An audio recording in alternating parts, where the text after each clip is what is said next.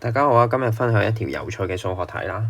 咁我喺一啲小學5年級嘅考試嘅題目裏面見到嘅。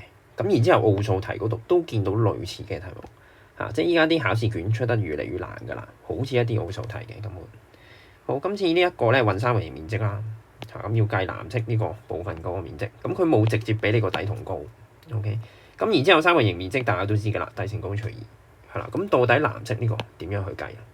嗱，大家可以自己試一試去計啦嚇。咁計完之後咧，嗱，轉頭我就會講解俾大家聽。嗱，自己試咗一次先。嗱，好啦，當大家已經做完㗎啦，係啦。咁咧，到底點計咧？呢個咁原來呢條個答案咧，嗱，有啲同學唔識計咧，估啊嘛，4同7，咁只係4乘7除2咯。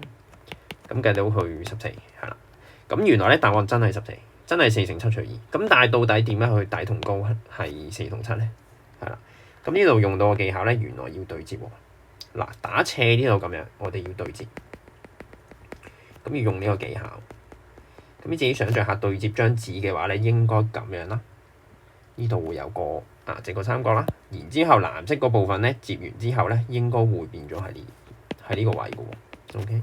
跟住你再仔細望下，咦，原來打動呢條就係4啦。打橫呢條咧，亦都係7。OK，咁好神奇地，原來呢個三角形底同高都係4同7咯。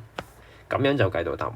原來佢要一個技巧就係對接，係啦。咁所以奧數呢啲咧，真係要有啲好特別嘅技巧啊，或者要思維比較跳脱啲先識做嘅，係啦。